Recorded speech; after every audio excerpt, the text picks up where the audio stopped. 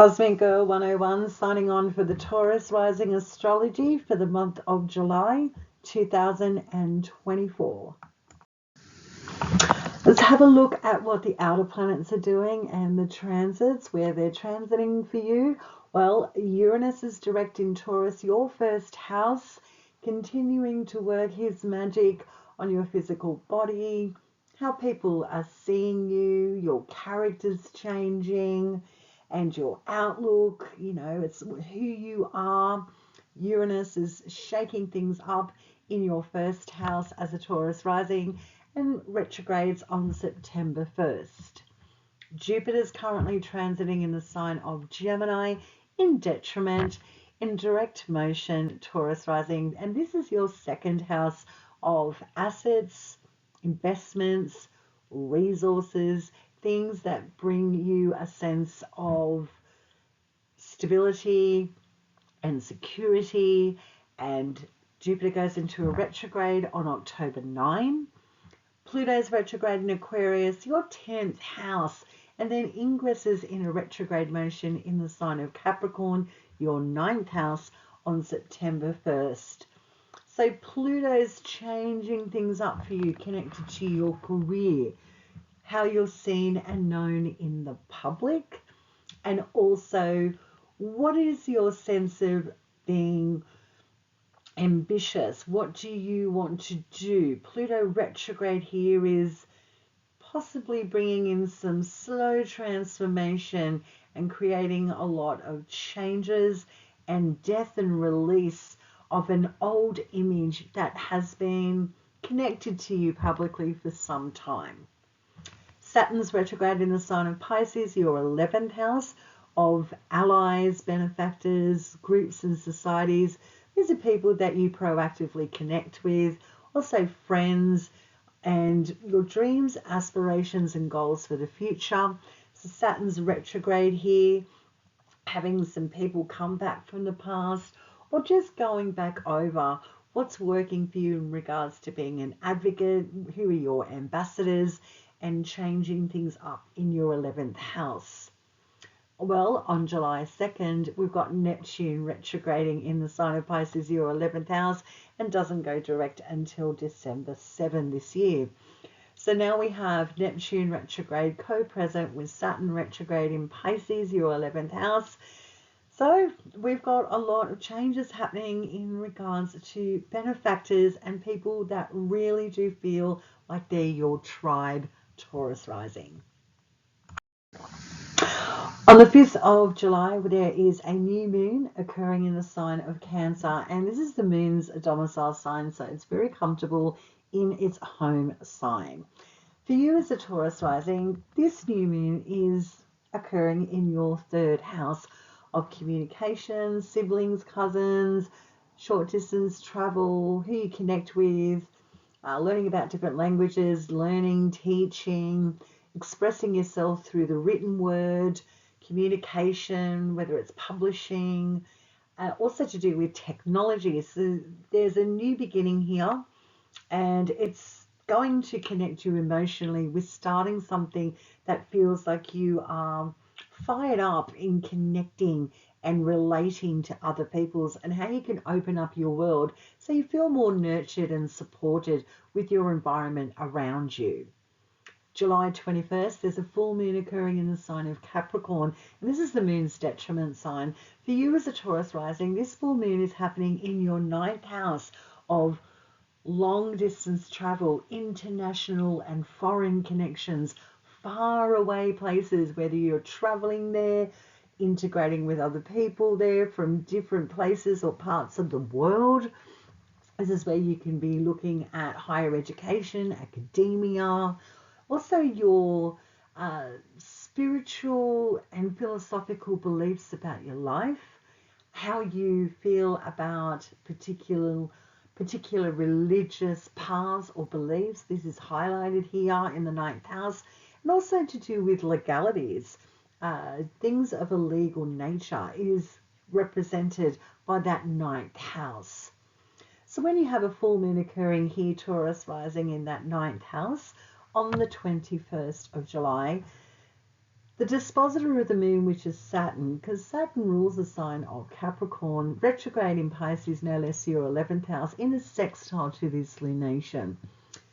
It's like a long thing that you've been really hoping or wishing for coming to fruition, connected to friends or a dream that's been in the pipeline for a long time, has its moment in the spotlight of a successful moment of, yay, look at this, oh, it's happening, I'm overseas, or I've finished my degree, or I've written my piece and I've submitted it, I've ended something here that is has been brewing and taking shape and forming for a very long time, and it could be a legal situation or even just a breakthrough in your spiritual beliefs or practices at this time. But it's a potent full moon, and no doubt in my mind you are going to feel something or be ready to express something that is quite emotionally significant to you, that you would like to be heard about. It's like your moment in the spotlight, your moment on the stage, and it could very well have to do with media and publishing, and connecting internationally with people as well is a big possibility when you have a full moon occurring in your 9th house. Opening up the month of July, the sun is still continuing its transit in your 3rd house, being Cancer. Taurus rising with sextiles your 1st house. So this is favourable when you've got that sun transiting the 3rd house to your 1st house.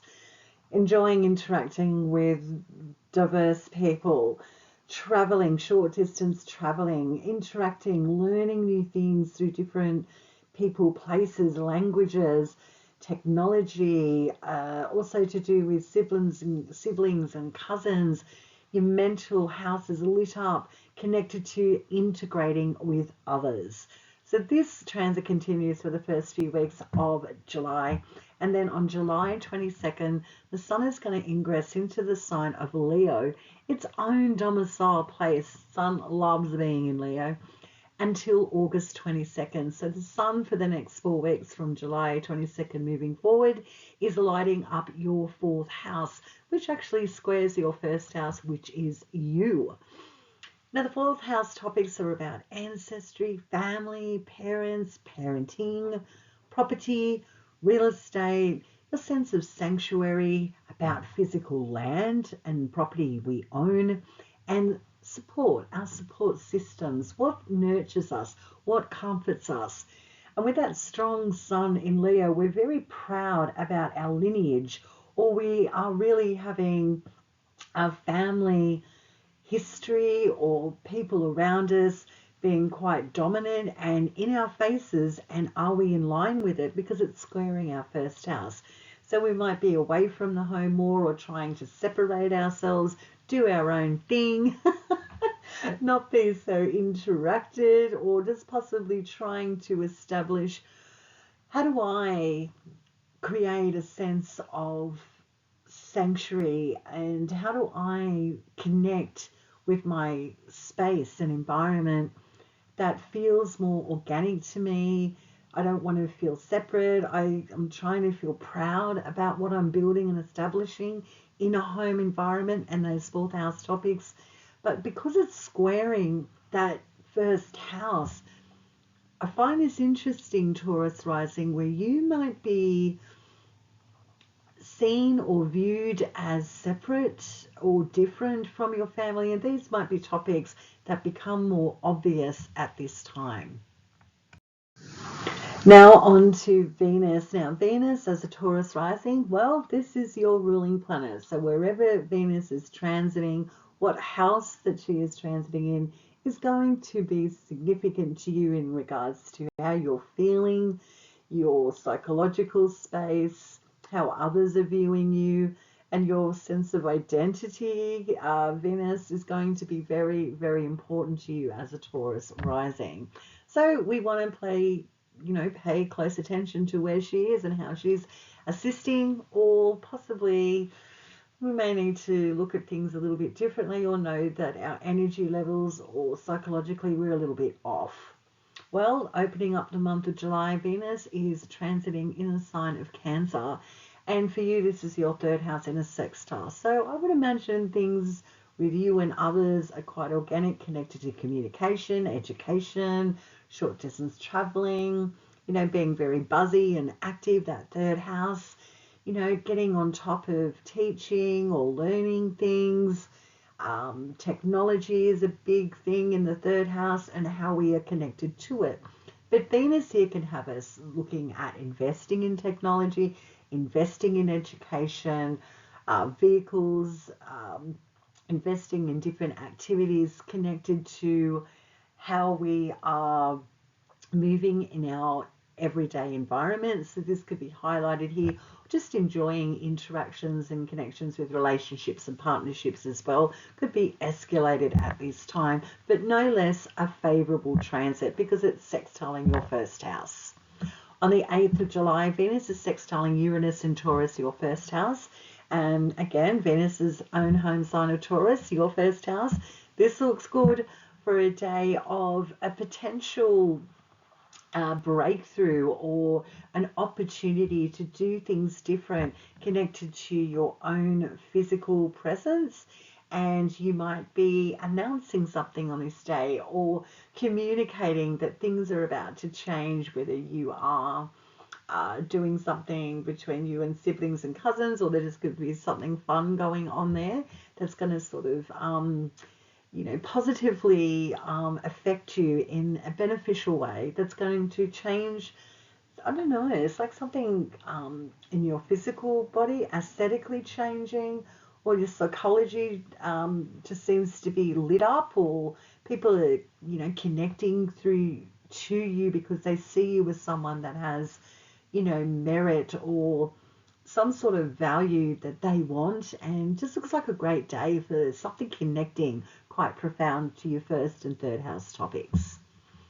Well, on the 11th of July, Venus is going to be leaving the sign of Cancer, your third house, and ingressing into the sign of Leo, your fourth house, until August 4. So Venus in Leo, talk about loud and proud and pretty sassy. This is an interesting transit where your fourth house is lit up. So, there could be some really sexy times in the home with a partner. There could be some interesting talks about family dynamics or parenting. And again, possibly looking at finances connected to home, real estate and property concerns, or even family, just talking more about their values or their financial situation when you've got Venus transiting that fourth house. But nevertheless, Venus is having a ball in the sign of Leo. So I would expect some pretty public, proud moments connected to home and family, or even a significant relationship that is uplifting and bringing a sense of joy to your dwelling or your sense of home. So yeah, a significant relationship being very supportive, be it a family member or just someone that's around you all the time, Taurus rising. The 21st of July, we see Venus sextiling Jupiter in Gemini, your second house. So the two benefics in a sextile, fantastic aspect. The 21st of July is also the day of that full moon. Yet we have the two benefics connecting the second house and the fourth house. The house of, what do you possess that's of value, that's connected to home and family, then that's beneficial. And this could just be finances being a little bit more easier at this time, or information lands that gives you an opportunity to expand real estate and property issues or connections, or just even feeling like you're ready to, maybe invest in a holiday away from the home or a new home, like an expat. This could be something that's quite auspicious on the day of the 21st of July, the day of the full moon. For you, Taurus rising. Planet Mars, well, he's transiting in your first house and doing his magic in detriment in the sign of Taurus. So Mars can have you feeling very powerful, getting on top of your physical health, getting shit done, clearing the decks, getting rid of obstacles, cutting away stuff that doesn't serve you, things that are anchoring you personally. People can see you as just going, no, I'm no bullshit. You know, I'm being very strategic and quite critical, but I need to.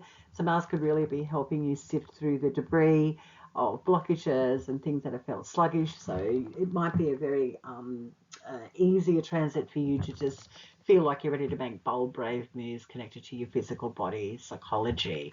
And people even noticing, geez, you're going through some real profound changes as a Taurus rising because you're quite visual. On the 15th of July, Mars is conjuncting Uranus. I've done a separate video on the Cosmic Girl 101 YouTube channel about the 15th of July with this conjunction. You may want to have a look at that video. If you want to have a deeper dive, I've pulled it apart, so to speak. So if that interests you, go right ahead and have a look at that video. But Mars conjunct Uranus is the green light. The cosmos says, let's go, whether you want to or not. It's time to move in a different trajectory. Whether it's coming from within you or outside of you, nevertheless, you're about to have a significant turnaround, if you will, in regards to how you are physically living your day to day, what your own sense of identity. Something's transforming that's quite strong, but it may be a little bit odd or peculiar to others around you. So whatever you do, I mean, you do you, let your freak flag fly, Taurus rising, but it just seems like you're about to just set in motion something quite different and particularly against your nature when you've got this conjunction moving forward with that Mars and Uranus in your first house. The 20th of July, Mars is going to be leaving your first house, Taurus rising, and ingressing into the sign of Gemini until September 4, which is your second house.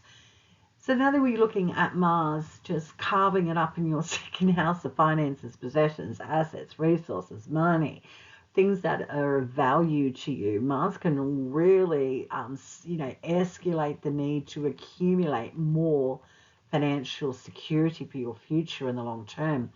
Even possibly learning or taking on new skills or upskilling to develop more expertise, to feel like this is going to benefit you, whatever you actually do, that needs to occur. So there's sort of like an urgency when Mars is in the second house to eliminate and disintegrate any barriers or obstacles, and you're really quite rambunctious in going, no, this is what I need to do. I need to accumulate. I need to really go to battle, go to war with myself on, being determined to create financial security for my future. The 21st of July, the same day as that full moon, Mars is trining retrograde Pluto in Aquarius, your 10th house. So there might be an opportunity or an employment or career opportunity that comes back that you thought was dead and done in the water. It just could make an appearance.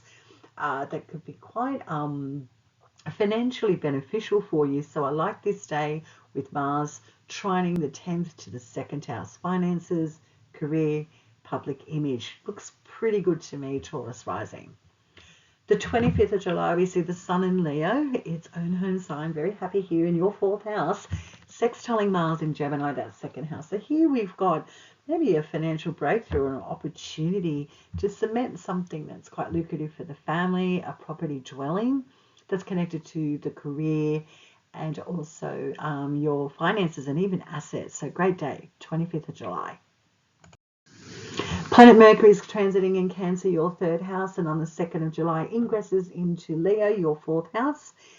Mercury in Leo, enjoying itself, being very public, getting out there and connecting with people, having fun, very social place, being Leo. And Mercury, no less, in Leo is all about being very proud about our communication, being very sharp, direct, knowing what it wants and going for it, communicating, integrating with others. How do I get what I want? Which is about the fourth house topics of let's renegotiate contracts or agreements connected to real estate, property, parents, parenting, ancestry, a sense of sanctuary.